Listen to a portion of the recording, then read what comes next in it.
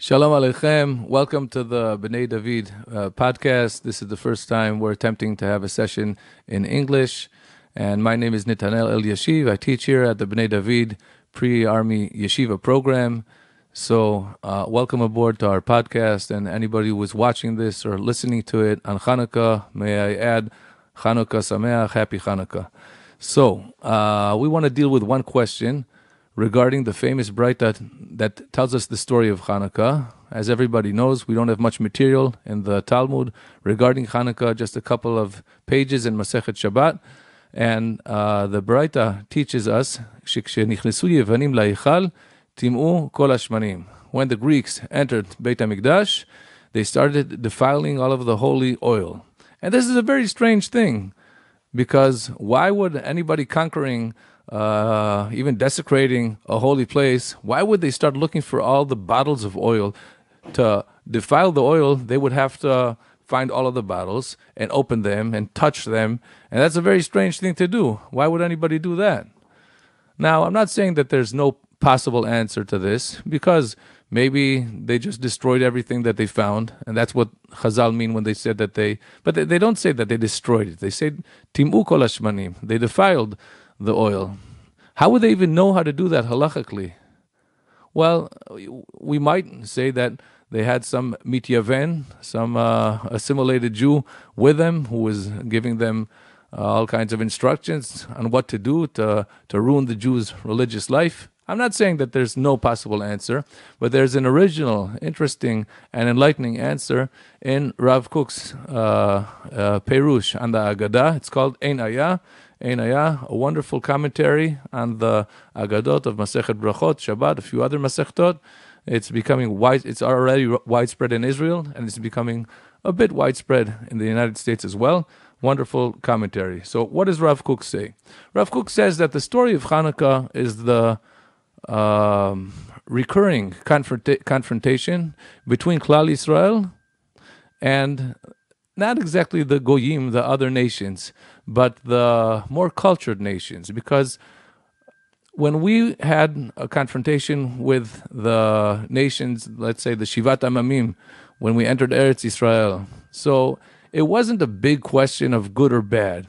Nobody in Am Yisrael really believed. Chazal say that nobody really believed in the idol worshipping and all of that. It was comfortable to adopt those beliefs, because it allowed people to live an easy life morally, and it allowed them to do averot befarhesia, Chazal say, in public, transgressions. But nobody really believed it. It was pretty clear to everybody what is good and what is bad. But the confrontation with Greece was different, because Greece, it was mixed. There were wonderful things in the Greek culture.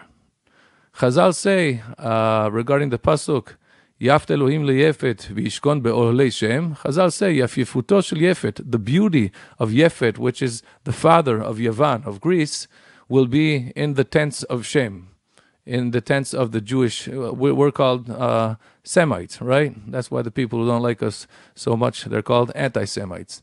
So the beauty of Greece should be in the tents of Shem, which means that there are certain things we should pick up from the general culture. And there's always one nation which is dominant in the world culture.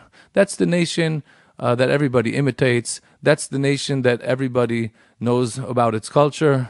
Like it was Greek, and then it was Rome, and there were certain nations in Europe who dominated the world culture for a certain period. I think in our time maybe it's the United States of America, because everybody in every country, they know their own TV shows, but they also know about the American TV shows.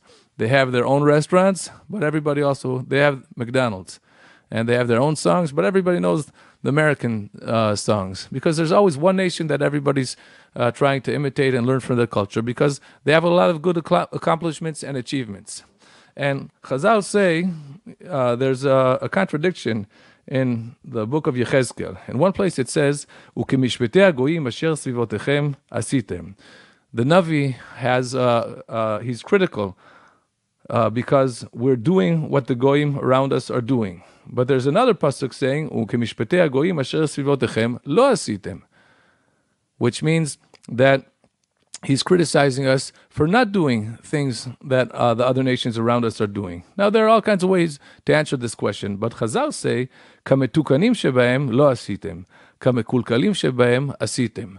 The good ways, the things that we should strive to emulate, those things we weren't learning from the cultures around us. But the bad things, that's the worst. Because if you're learning everything, you learn the bad, but at least you also learn the good. And if you don't learn anything, and you're just living your own life and with no connection to the outer world, so you're missing out on a lot of important things for your national life, but at least you're not learning all the bad things. The worst thing you can do is to learn the bad things and not learn from the good things. And that was what was happening in that era. That's what was happening in the era of Yechezkel.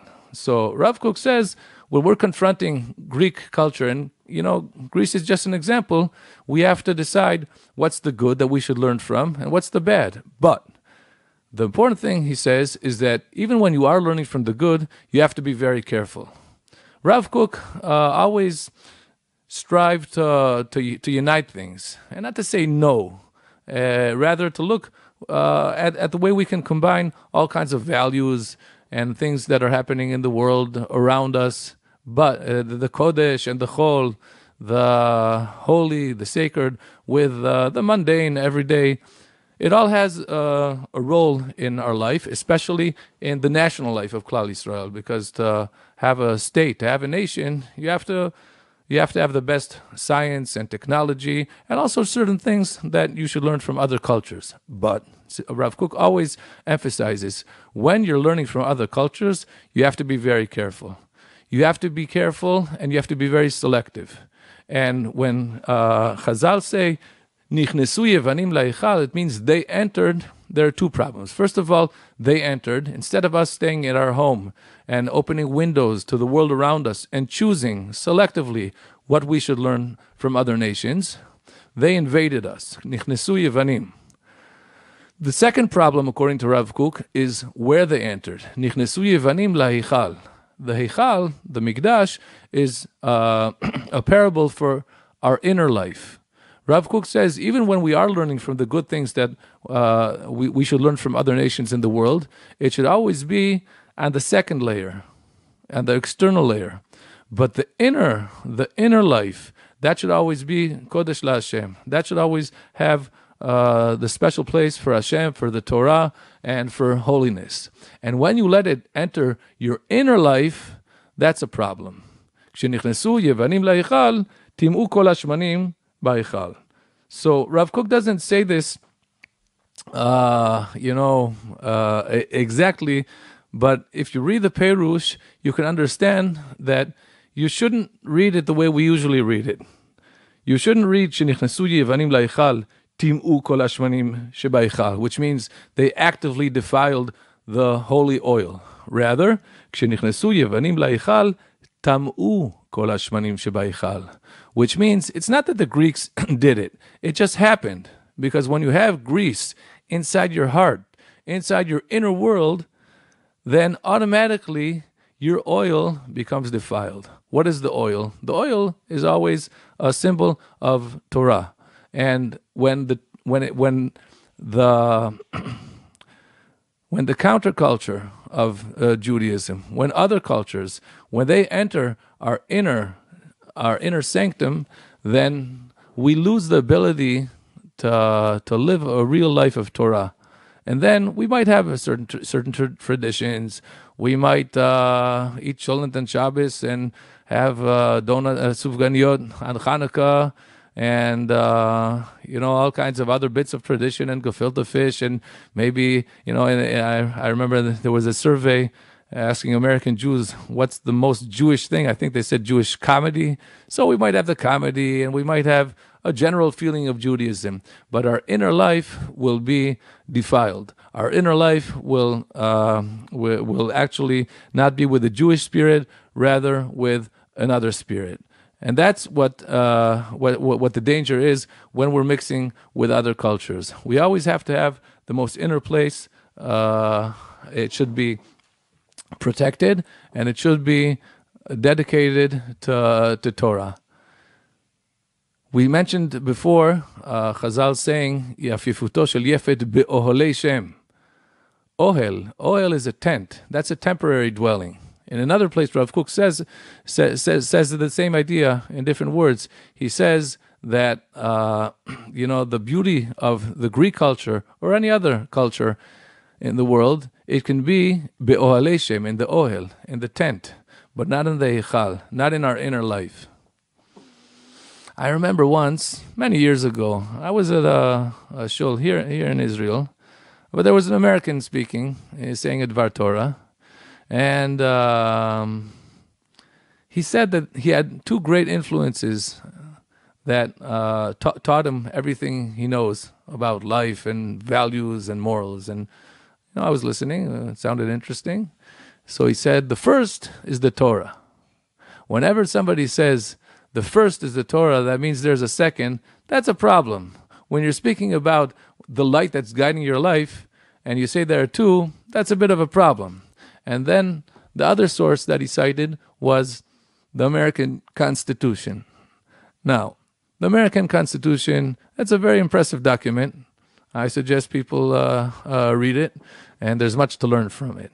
But when somebody's standing in a shul with Aron Kodesh behind him, and he says there are two great loves of his life, and they're equal. That's the way he explained it, as if they're equal. The Torah and any other content, even the American Constitution, that's a problem. And Rav Kook, he was writing Einayah before he reached Eretz Yisrael, before he became the chief rabbi of Israel. But he was still in Eastern Europe. But he was dealing with the problem of the Haskalah. The Haskalah was the demand in the 19th century that the Jews will open up to the world around them and to other cultures. And Rav Kook wasn't totally against this. There were some Rabbanim that said, we don't care what's going on in the outer world. And the moment we will allow people to learn other things, they'll stray away from Judaism. Now, Rav Kook wasn't totally against it, and he understood that there is a certain need. But the question is how you do it. When you do it, you have to be very careful. You always have to have the difference between Kodesh v'chol. In Havdalah, we say, Hamavdil ben Kodesh l'chol. We're not against the chol. We're not against the secular. But there always has to be the Havdalah. There always has to be the difference, the differentiation. So when you do it carefully, you can combine it. Rashar Hirsch, Torah im Derech Eretz, religious Zionism, or modern Orthodox. There are ways, and there are wonderful ways to combine it. And then there can be a lot of Kiddush Hashem. The Vilna Gaon even says that anybody who is lacking in his secular knowledge is lacking even more in his Torah knowledge, because a thorough understanding of Torah, you also have to know some things about the world that is not Torah, about secular life. And like we said before, especially if you want to establish a state, if you want to have a national, to live on the national level, of course you need much knowledge of a lot of secular things. And it should be a part of our life, and that's obvious. But you have to do it carefully, and you have to leave the heichal clean. When the Greeks entered the heichal, then the shemen, the kedusha in life, becomes defiled. Now this is very nice as an idea. How does it work practically? How did it work practically? I mean, why would the shemen, why would the oil really be tameh, be defiled? So there is a Gemara in Chulin which can also help us understand this on the practical level. The Gemara in Chulin says that the Greeks, they used to have scalps. I think we would call what the Gemara says in Chulin. They say, Legion ha'over mimakom la'makom v'nichnas lebayit, habayit tameh. A legion, non-Jewish soldiers that go from place to place and they enter a home, the whole home becomes tameh, becomes defiled.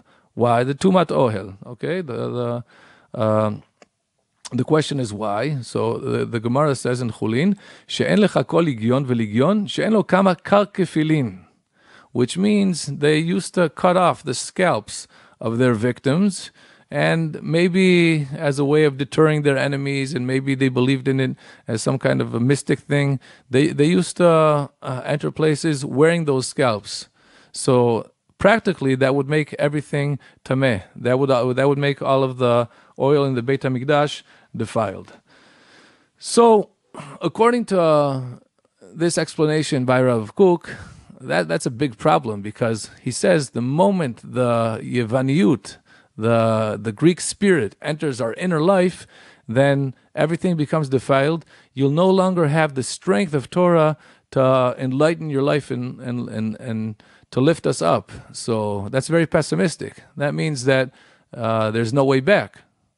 But we know that the story of Hanukkah ended with them coming back, with them managing to defeat the Greeks and also to restart their spiritual life. And that gave us the basis for the Torah Shebaal Peh and the Tanaim, the Mishnah, and afterwards the Talmud. That all came because of that wonderful era in our national life. Well, how is that possible if everything became defiled? Says Rav Kook, even when everything becomes defiled, you always have the Pach Shemen Shel Kohen Gadol. Rav Kook himself was a Kohen, and many people perceived him as one who was worthy to be the Kohen Gadol. Even when everything seems to be over and the whole spirit is non-Jewish and the Torah becomes just some kind of folklore and something weak that can't enrich in our spiritual life and lift us up, you should always know there's a place where the Yevaniyut, where the Greek culture, it can enter. And that's called the Pach Shemen Shel Kohen HaGadol. That's called the special inner spirit. That's Sgulat Yisrael. That's our Jewish neshama. And nothing can extinguish that. It's always there. And whenever it seems to be that it's not revealed, and you can't find the contact to that inner life, you should know that it's building up. It's building up on the inside. And just like a can of soda, the more you shake it, it'll open up and just explode. The same thing with our neshama. And that always happened in our history. There were many eras, including in recent history, when it looked as if, the whole thing with religion and Torah and our relationship with Hashem, it's over. It looked like a part of the past. People wanted to put it in the museum, and they thought there's no future for a real, vibrant Jewish life. But whenever that happened, and we did know some dark times spiritually, whenever that happened, Klal Yisrael bounced back. And it turned out that we're still here, and Am Yisrael Chai. Am Yisrael Chai also on the physical level. Whenever it seemed that we were being counted out, we managed to come back, but also on the spiritual level. And today in Eretz Yisrael, Baruch Hashem, the Torah is very much alive. The yeshiva world is flourishing. Judaism is flourishing. Jewish culture is flourishing. Jewish music. Everybody seems to be studying. Everybody seems to want a connection to the Parashat Shavua and to Judaism. Different parts of Israeli society are looking for that connection in their own special ways, but it's happening. It's very much alive here. So we should never despair. Our strategy should always be to preserve our inner world and not let the external world enter our inner sanctum. But even when we see that happening around us, we should always have emunah, we should always have faith in our godly neshama, and we should always know that Klal Yisrael will always bounce back and will come back, just as happened in Hanukkah. Bayamim Ahem Bazman Hazeh. Happy Hanukkah.